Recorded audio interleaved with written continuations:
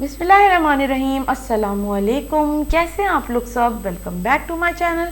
आज मैं बनाने जा रही हूँ बहुत ही मज़ेदार सूजी की बर्फ़ी। बहुत मज़े की बनती है और बहुत आसान रेसिपी है इसकी। तो रेसिपी अगर पसंद आए तो वीडियो को लाइक करें, शेयर करें और कमेंट करके ज़रूर बताएं। मेरे चैनल को सब्सक्राइब करना ना भूलें और बेल आइकन पर ज़रूर क्लिक करें ताकि आने वाली वीडियोज़ का नोटिफिकेशन आपको मिल सके।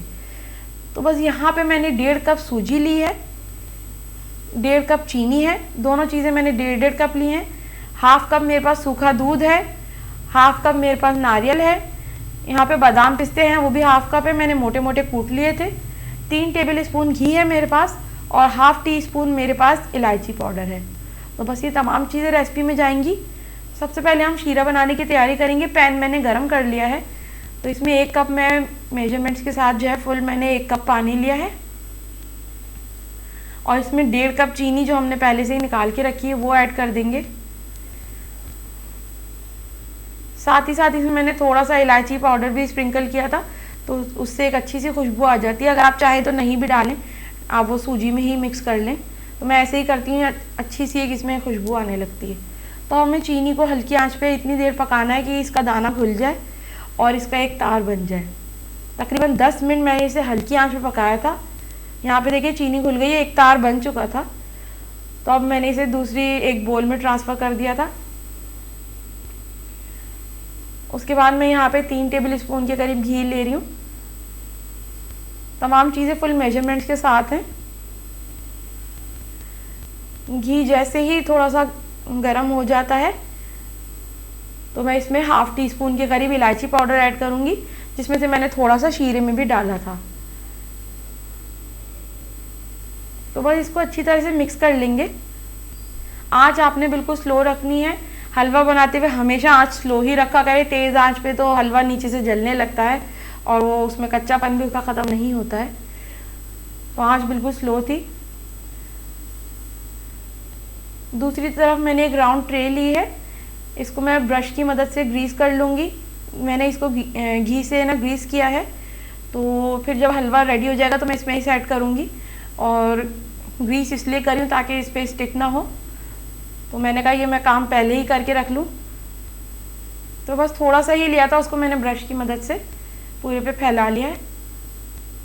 अब दूसरी तरफ घी बिल्कुल अच्छा सा गर्म हो चुका है, इलायची की खुशबू भी आ रही थी। तो मैं यहाँ पे सूजी ऐड कर दूँगी और उसको अच्छी तरह से मिक्स कर लेंगे।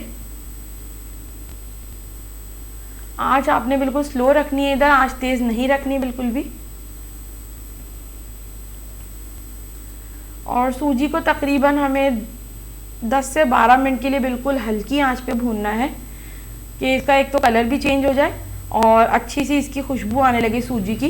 तो यहाँ पे देखें हल्की आंच पे बिल्कुल अच्छी सी भुन चुकी है और मैंने बिल्कुल लो फ्लेम पे रखी थी, बिल्कुल भी आंच तेज़ नहीं की थी।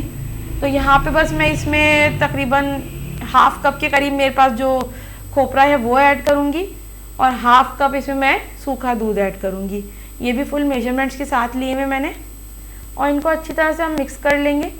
और यहाँ पे बल्कि साथ साथ ही मैंने इसमें थोड़े से बादाम पिस्ते भी ऐड किए थे जो मैंने कूट के रखे हुए।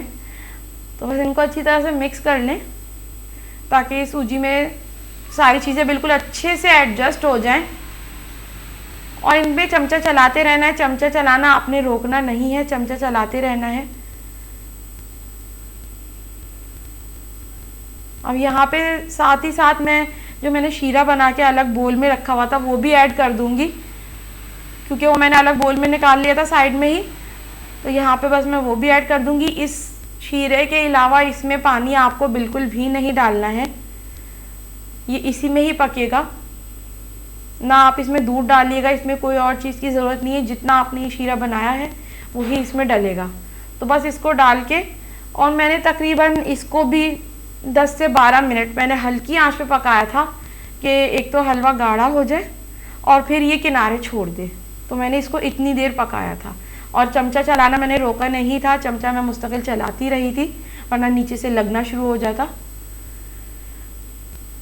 फ्लेम बिल्कुल लो ही रखनी है आपने, फ्लेम का मैं बार बार बता रही हूँ, तो फ्लेम बिल्कुल लो रखनी है।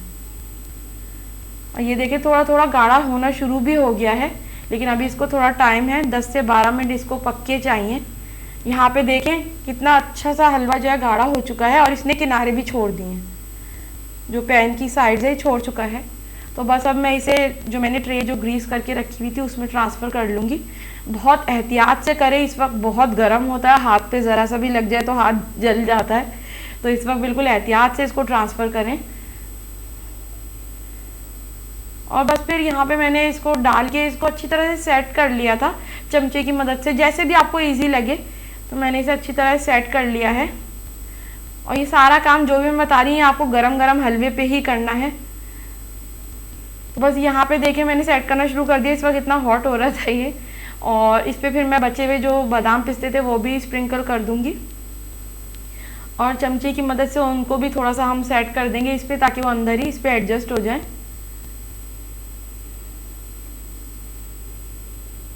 अब गरम गरम हलवे पे ही आपको एक और चीज़ ये करनी, जब आप इसको सेट करें तो उसी वक्त ही आप इसे छुरी की मदद से जो भी इसके शेप दे लें।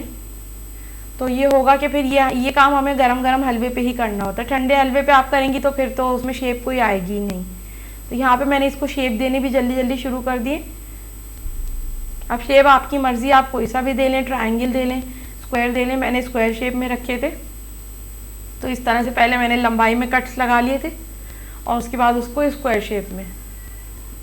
ये सब काम आपको गरम हलवे पे ही करना है, ठंडे पे नहीं। ठंडे पे तो शेप ही नहीं आएगा। और ये बर्फ़ी बहुत मज़ेदार बनती है और बहुत अच्छी सी, यानी कि इसका एक ज़बरदस्त सा इसका टेक्सचर आ जाता है। तो जब आप बनाएंगी तो आपको खुद आइडिया हो जाएगा। तो यहाँ पे देखिए मैंने अच्छी तरह से इसका शेप दे लिया है जिस तरह से मुझे रखना था। और अब मैंने तकरीबन इसे सेट होने के लिए तकरीबन 1 से 1.5 घंटा मैंने इसे रख दिया था टेबल पे, ताकि ये अच्छी तरह से सेट हो जाए।